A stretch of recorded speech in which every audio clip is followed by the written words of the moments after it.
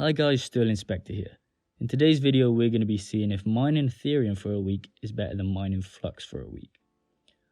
I've seen lately that Ethereum and Flux are on the top of the whattomine.com list. They regularly switch positions for the top spot on the website. What to Mine only gives us a guess to what the actual profits of mining these coins are, so the best way to get an actual answer is to do a practical test, and that's what we're going to be doing in this video. So, to get the best results out of this experiment, we'll be using the exact same mining rig. Here we have my 1080 Ti rig.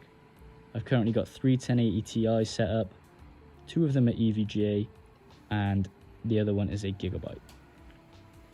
This Gigabyte runs slightly hotter than the other two, and I could lower the temps if I moved the placement of the cards, but that's not that big of a problem. So to power this, I've got a 150 watt power supply, and the motherboard that I'm using is a really old motherboard.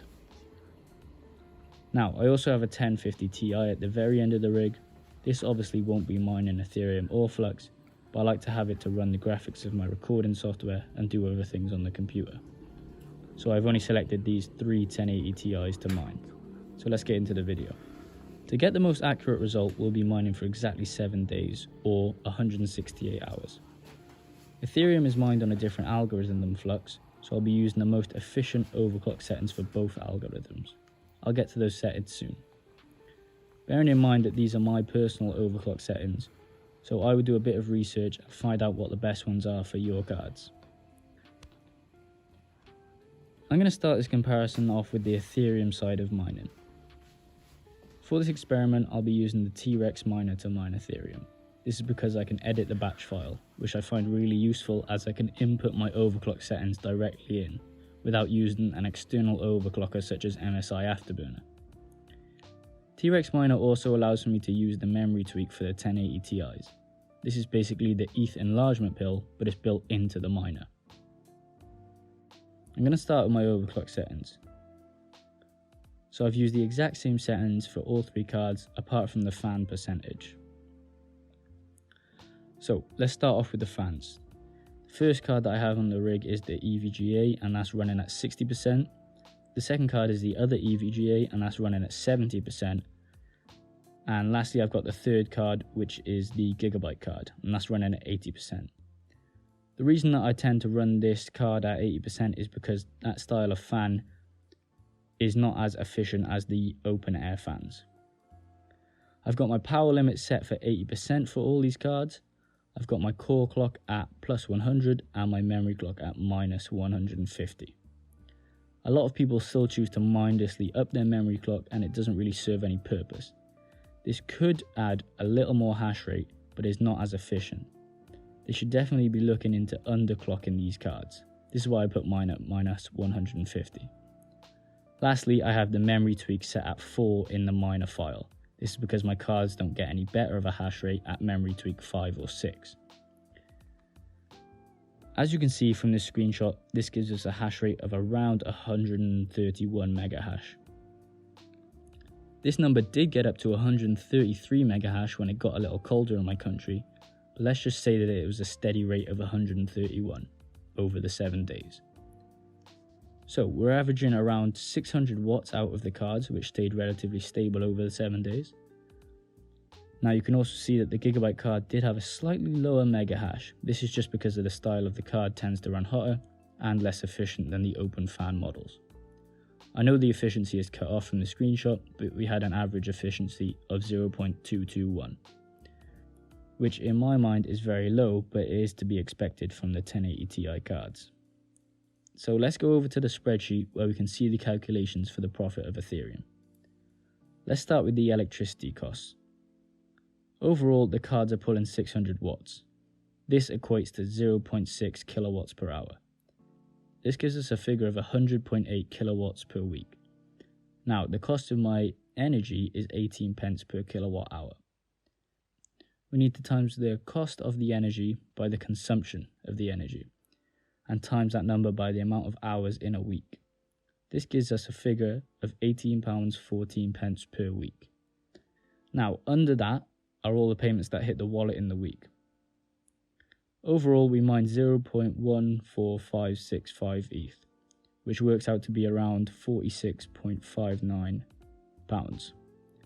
Now, we take that net income and minus the cost of the power, gives us a profit of £28.45. Now let's run through the Flux side of the mining. As Flux is mined on a different algorithm, I'll be using Gminer to mine on Flux instead of the T-Rex miner. I'm going to head into my overclock settings as stated before. So firstly, we have this fan speed. Both the EVGA cards have a fan speed of 70% and the Gigabyte has a fan speed of 75%. As you can see, compared to Ethereum, our fan speeds are the same, but our temps are much lower, which is great for the cards. Now we have the core clock set at plus 130 and the memory clocks at minus 100. Finally, we have the power limit, which is set at 70%, which is much lower than the 80% that we had at Ethereum. This allows us to use much less power when mining. It gives us a total watts consumed of 115 watts and an average efficiency of 0.29, which is much better than the 0.22 of Ethereum. Now, we can see that it gives us a total of 151.9 sols. Let's now move back to the spreadsheet to work out the cost of the electricity and how much we actually mined. I'm not going to go through the calculations again, but the cost per week is £15.57. So here we can see that we got paid an initial 23.541 flux, which is around £28.48. Now under that we have the parallel assets that are mined within 7 days. At this moment in time, I've been paid for the Cardano, the BSC coin and the ETH. The other parallel assets will be paid later at the start of 2022. So we need to take those into account when calculating the profits. So you can see that we've been paid 1.88 flux for each asset. When you add these up, it gives us a sum of 42.341 flux overall, which works out to be around £51.23. Finally, let's minus the cost of the electricity. This gives us a profit of £35.66. So in a whole week mining both coins, we can see that Flux is beating Ethereum when mining. This gives us a profit of £7.21 more over a week. This adds up to around £374.88 an extra every year. I know that some people may say it depends on the price of the coin at the time, and I realise this, and maybe you want to stick to Ethereum as it has a more steady price. As of recording this, Flux coin's price is £1.21. I've done the calculation and the price would have to drop to £1.04 for it to be the same profitability as Ethereum. This is about a 15% drop in price, which could happen, but is more likely that it would be a small drop like 5% instead of 15%. Therefore, I believe it would be a good decision to mine Flux as it doesn't use as much power as Ethereum does, and the efficiencies of the card is much higher on that algorithm. Overall, I definitely believe in Flux as a coin and the concept of Web 3.0. I'm always on the lookout for different coins that have the potential to be the next coin after Ethereum 2.0 comes in. I definitely think that Flux has the potential to be that next coin if the price rises steadily. If you're looking to mine Flux, I would just try a couple of days and see if you end up mining more Flux than Ethereum. If you guys want to mine Flux, I have a video on my channel that runs through how to mine it. I'll put a link in the description for that. I hope you guys enjoyed the video. Please like and subscribe to the channel. If you have any thoughts on this experiment, leave a comment below.